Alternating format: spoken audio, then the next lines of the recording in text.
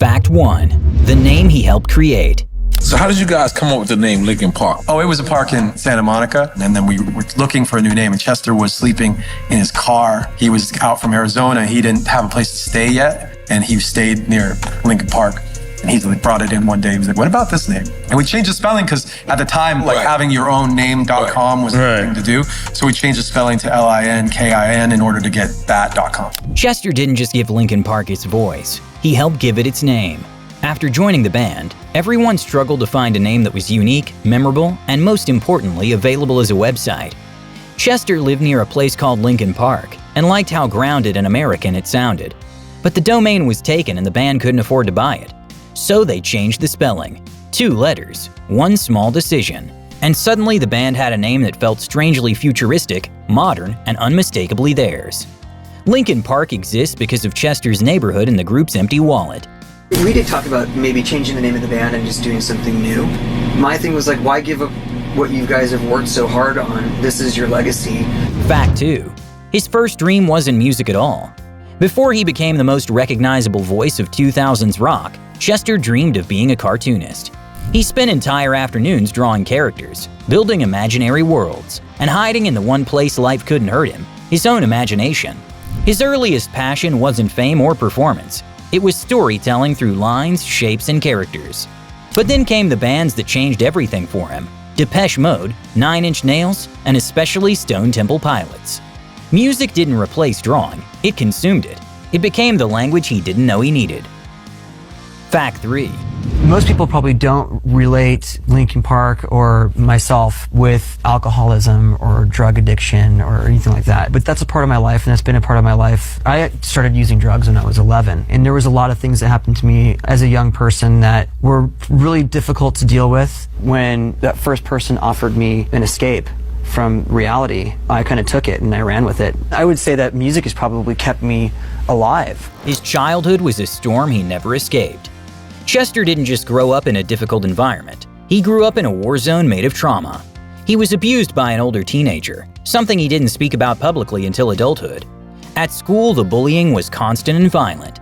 Older kids beat him, cornered him, mocked him. He once stayed hidden in a school bathroom for hours because he didn't feel safe. For most artists, writing is a hobby. For Chester, it was survival. When you're listening to Crawling, Numb, or One More Light, you're not hearing metaphors, you're hearing memories.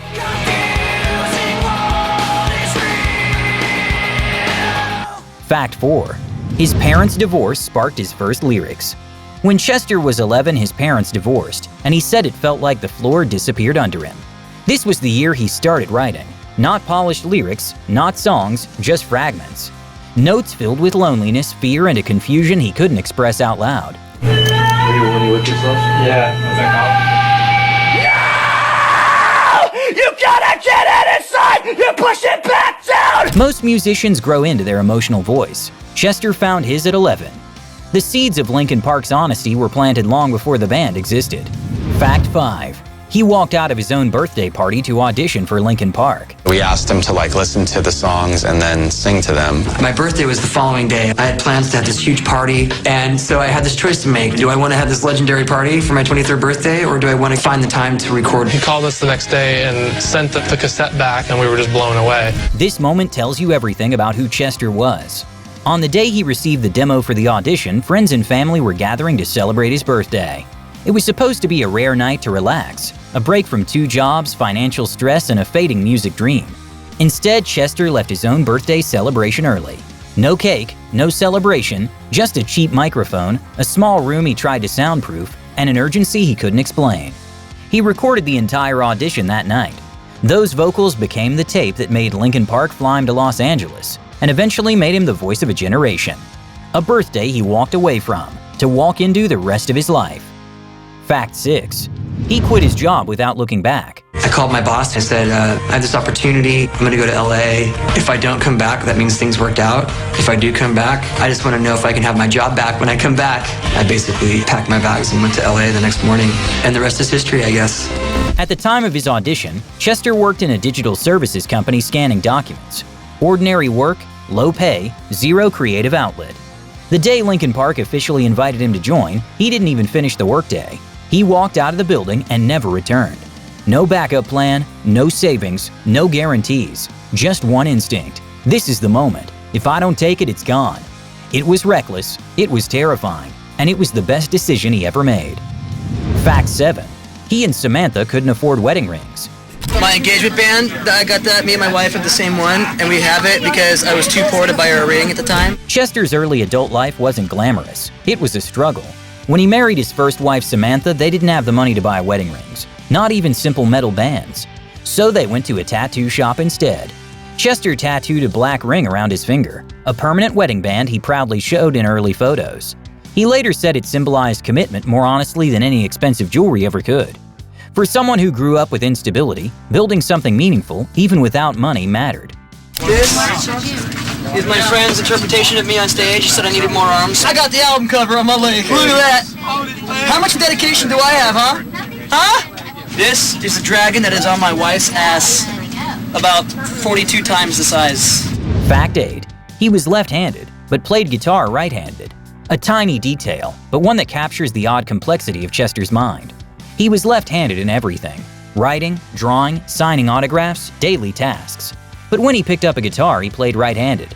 Nobody taught him to switch. Nobody corrected him. It's just what felt natural. We all fall down, we live so now.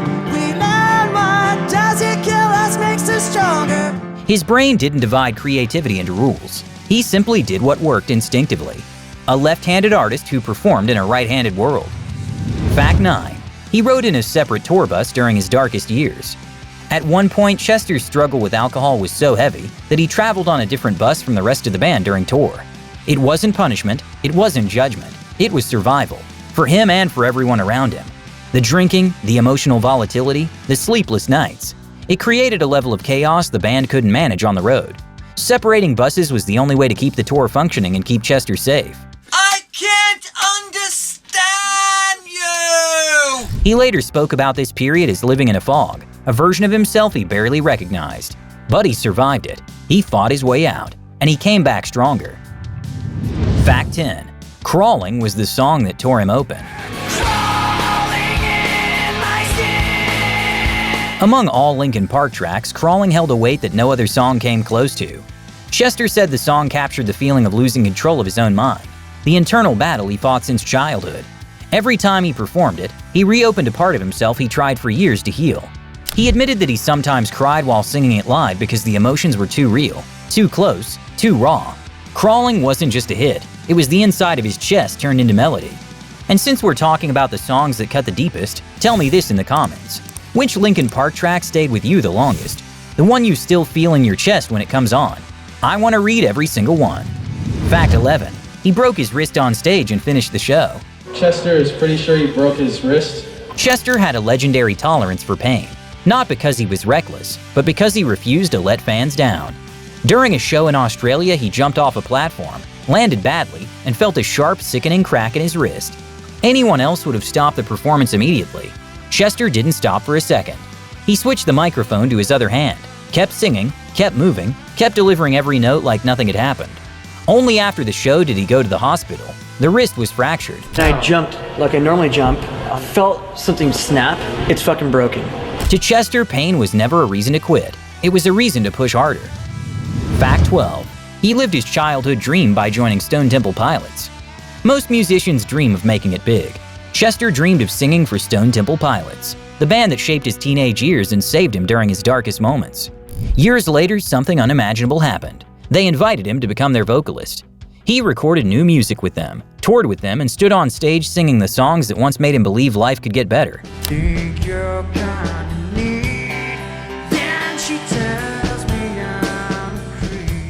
He described this chapter as a full circle moment, something he never dared to imagine.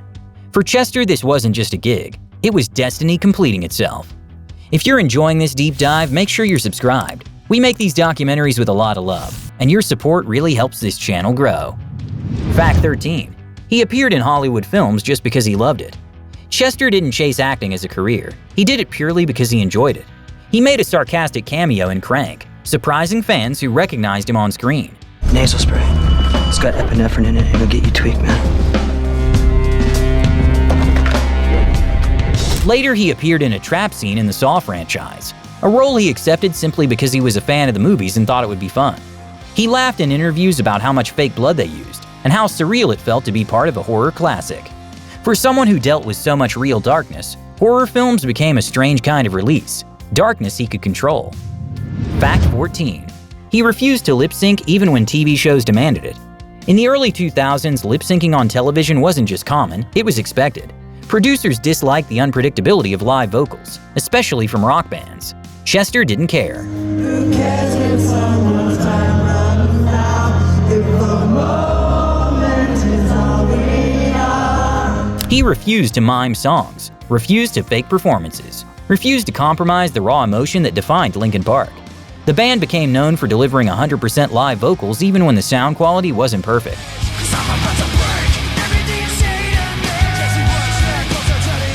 For Chester, the point wasn't perfection. The point was honesty, and honesty was the core of everything he did.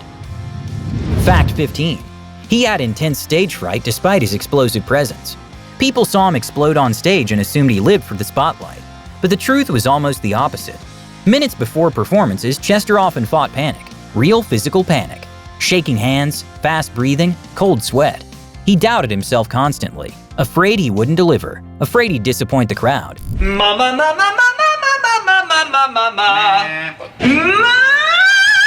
But the second he stepped under the lights, the fear melted into pure adrenaline. This contrast, fragile backstage, unstoppable onstage, was exactly what made him magnetic. Fans never saw the fear, they only saw the fire. Fact 16. He created Dead by Sunrise to release music too personal for Linkin Park. In the beginnings of making this record, I was in a pretty self-destructive form. There were times where I was literally wondering if I was going to make it to the next day, so I thought that it would be appropriate to name the band something that resembled my lifestyle at the time. Chester loved Linkin Park, but there were songs he didn't think belonged under the band's name. Songs that exposed parts of him he wasn't ready to pour into the LP world. So he created Dead by Sunrise, a project where he let those emotions speak without filter. The album became a diary of addiction, self-hate, shame, and recovery. It was his rawest, most vulnerable work. Not designed for radio, not designed for charts, just designed to be honest. For fans, Dead by Sunrise became a map of Chester's internal battles, the ones he couldn't unleash anywhere else. Fact 17. He helped shape Linkin Park's visual world. Everyone knows Mike Shinoda as the band's visual architect, but Chester contributed more than people realize. He came to shoots with concepts, he pitched storylines, he explained emotional frameworks for characters and imagery. He sparked visual references that became the backbone of early LP aesthetics. The broken, futuristic emotional language of hybrid theory and Meteora wasn't just a Shinoda vision. It was a collaboration between two artists who understood that visuals could scream just as loudly as sound. Chester didn't just shape how Linkin Park sounded, he shaped how they felt. Fact 18. He read every fan letter he could get his hands on. You know, I get a lot of mail from some kids, and sometimes I get to read them. I'll meet a kid and they'll know that they're coming back to a show. They'll say, "Hey, I'll see you on Friday," and they're, it's Wednesday or something, and I'll read a letter that they write me, and if it's something like that, you know what I mean, I'll go talk to them and tell them everything's all right. In a lot of cases, our kids write us and they really open up to us and tell us a lot of things that they won't even talk about to their closest friends and their family. And that's special. That's something special that they feel like our music helps them through that. Because we have this really great open kind of idea behind our lyrics, people can take those things and really attach them to any part of their life. Chester didn't treat fans like numbers. He treated them like people whose stories mattered. He kept boxes of fan letters at home. He opened them, he read them, he cried over them. He once said that hearing fans talk about how Linkin Park's music helped them survive made him feel less alone in his own battles. It wasn't a PR gesture. It wasn't branding. It was real. He gave the world a voice, and fans gave him one back.